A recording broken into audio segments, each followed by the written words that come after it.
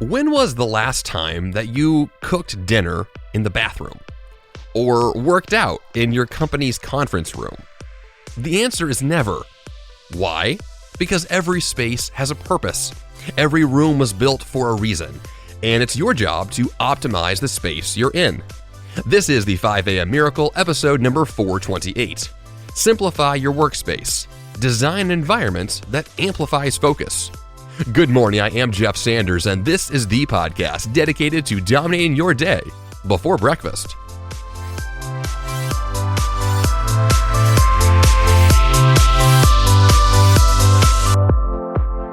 Getting more done has almost nothing to do with working harder, working faster, or working with all the best tools at your disposal. The number one factor that influences how much you get done is where you are. Let me say that again. Your location matters more than any other factor when it comes to focus, execution, and ultimate productivity. You can think of me as a real estate agent, which, by the way, I used to be. Location, location, location. Also, distraction, distraction, distraction. Where you are determines what distracts you. What distracts you determines what you give your attention to, and what you choose to focus on determines your outputs and ultimate results. So yes, where you are really does matter, and how you optimize where you are really does influence your goals, dreams, and success. The episode this week is about simplifying your workspace, but that's actually secondary to choosing the workspace to begin with. So when you design an environment that amplifies focus, you're actually going to choose an environment that already has focus built in, and then we can optimize from there.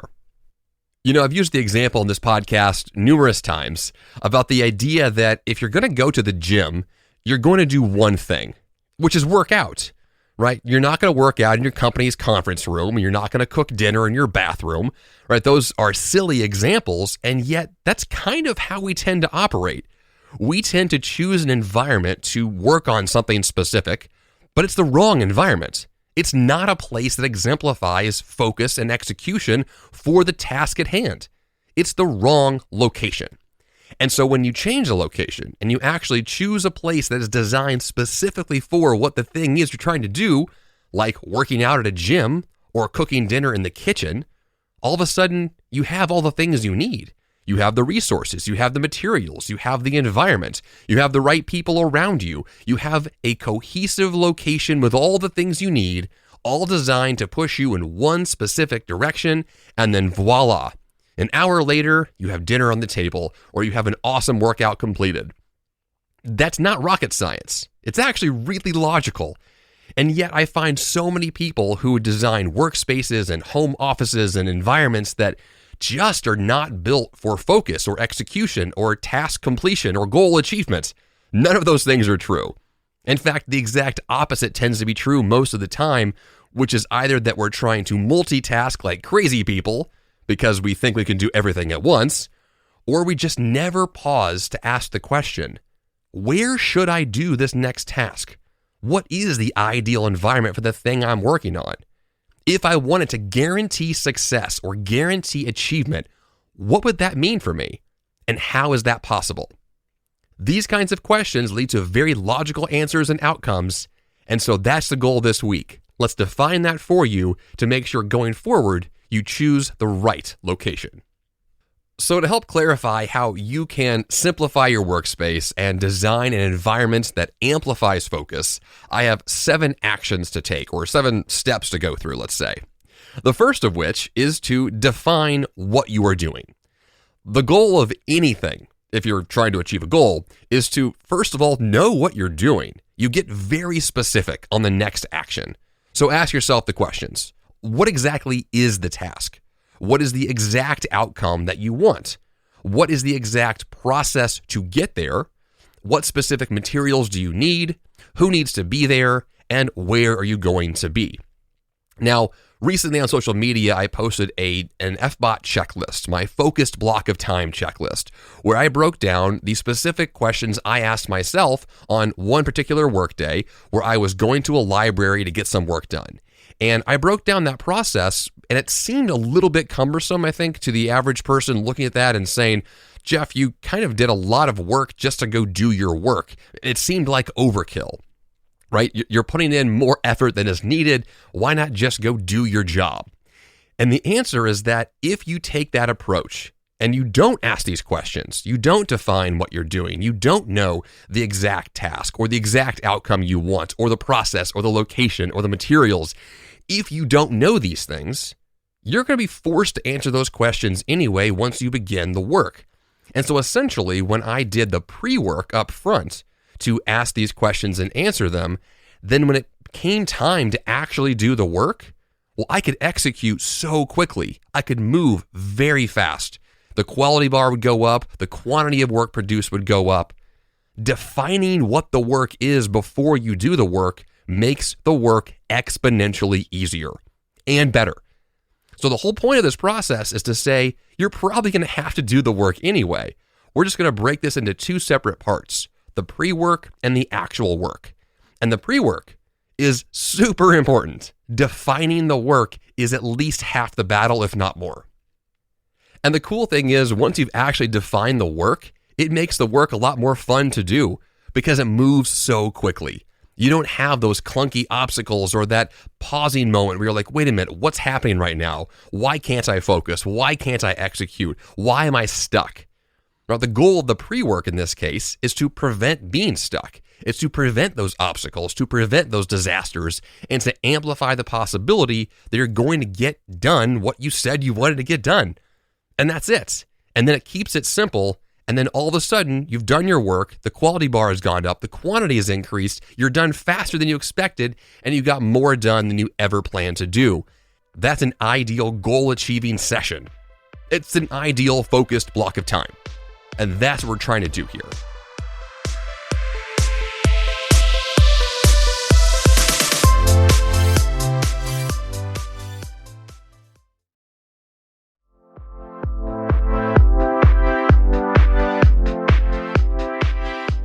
Step number 2 is to then define what you are also not doing. So knowing what you are doing is great and helpful and necessary, but to define what you're not doing is epically as important. It's not like epic, but it's important, we'll say that. So in this case, we're going to get specific on the actions to do later or not at all, right? What items did you plan to do in this session that actually are meant for a different time or meant to never be done at all? What are the specific distractions that hold you back the most when you're trying to do this next task? Distractions tend to be predictable. We know that if we work in our home office, there are distractions for me, for example, like my dog, my baby that's home right now, my wife is on maternity leave, right? The mailman, the laundry, right? Working from home has its own set of distractions. Working in your office may have coworkers and other office distractions that are built in for your environment.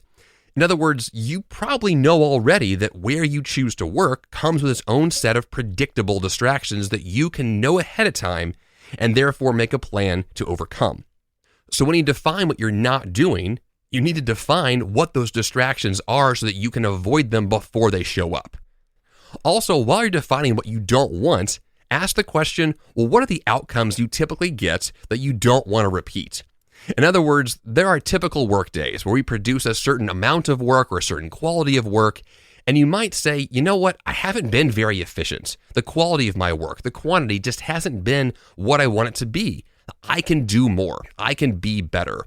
And so when you define how you typically operate, and that doesn't work for you, it's not good enough, well then ask the question, how can that be improved? Are there things to avoid to guarantee a better outcome? Also, what tends to happen most often, you can predict and prevent.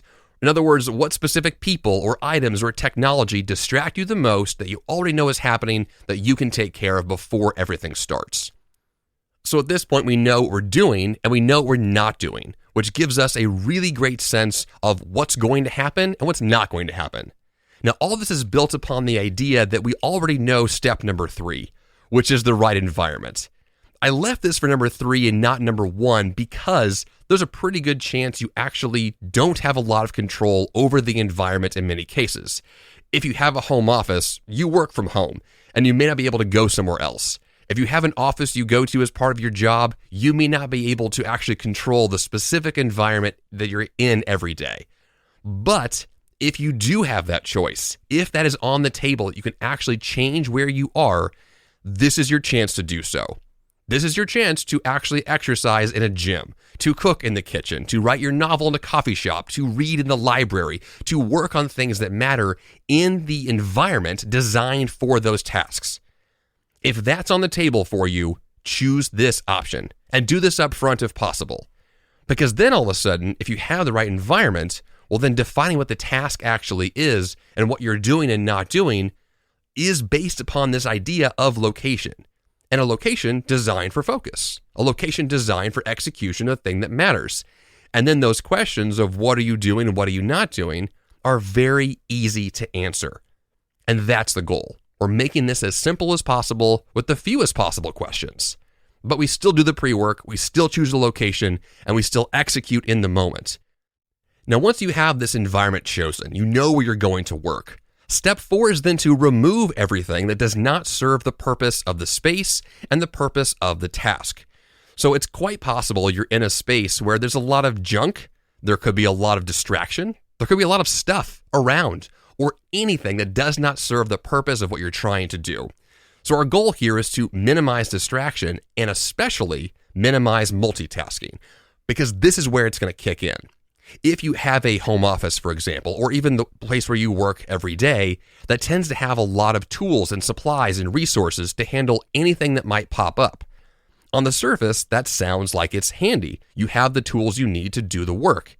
But in reality, you might actually be distracted by the fact that you have too many things available. There are too many cell phones, computers, opportunities to interact with other people. There are too many touch points. There are too many things that could show up at any given time. And the goal of focus is the opposite of that. Focus is simple, it's singular, it's direct.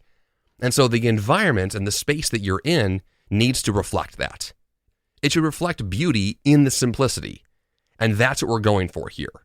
Simplify, do one thing, and do it really well.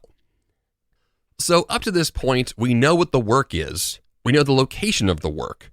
We know the space we've chosen, and that space is optimized. Now it's time to actually do the work. So step 5 is when it's time to work, actually work. Start the timer, put a sign on your door, work until you're finished, and then stop. And that's it. This is methodical, it's simple, and repeatable. You know, the goal here is to be methodical. When it's time to work, we actually work. And then when the task is finished, we have a smooth and efficient transition to the next task, and then repeat the same process to methodically do the next thing. Where people tend to become distracted is both during the task and between tasks. So if you are having distraction issues in the middle of a task, usually those are predictable, as we've said, and you can stop them. But the efficient transition is a bigger challenge for most people. Being able to say, I finished that task, now I'm going to begin the next one, or I finished that meeting, now it's time for the next one.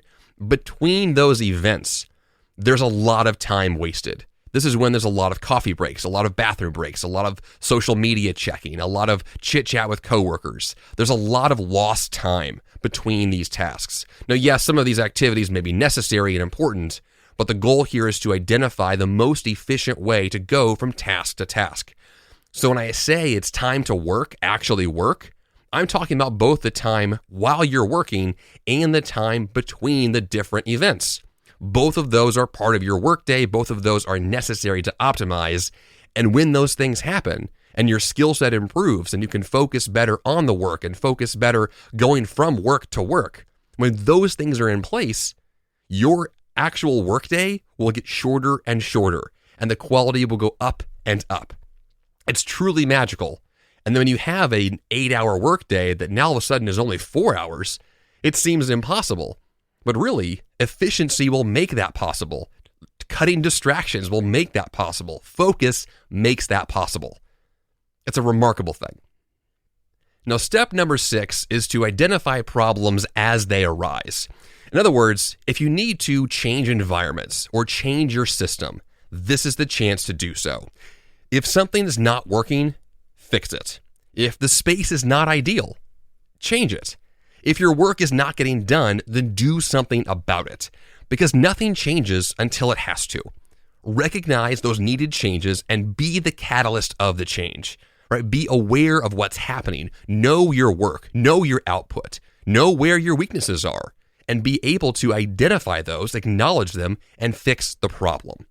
Right? This is about self-awareness and personal growth and a willingness to say, I want the best for my time. I want the best for my work. I want to be at a higher level. I want to do things better. And so a willingness to acknowledge the problems and solve them, well, leads to better outcomes down the road. And so if you see an issue, if you see an opportunity to change and improve, take that chance. Jump in feet first. Finally, step number 7 is to leverage every tactic you possibly can. Right? Don't assume you have the natural skills to focus. The opposite is actually better. Assume that you're kind of bad at this and act accordingly.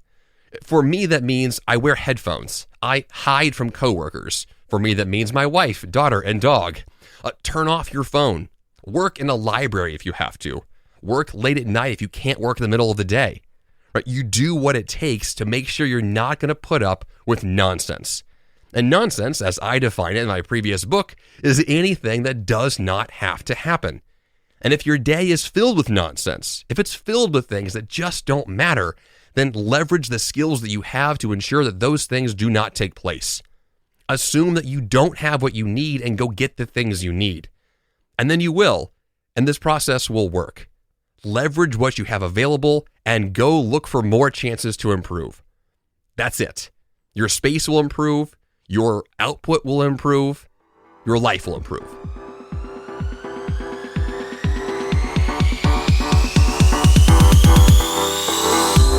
And for the action step this week, define the purpose of every room you enter. Working out, once again, takes place in the gym, cooking in the kitchen, writing in the coffee shop, and on and on. Whatever matters to you, define the best location to get it done and optimize each space accordingly. You'll be amazed at how much the quality and quantity of your work will be improved by simply doing what needs to be done in the space it needs to be done in. JeffSanders.com/428 is the place to go for the episode notes. And of course, subscribe to this show in the app you're using right now, or go to JeffSanders.com/subscribe. That's all I've got for you here on the 5 a.m. Miracle Podcast this week. Until next time, you have the power to change your life, and the fun begins bright and early.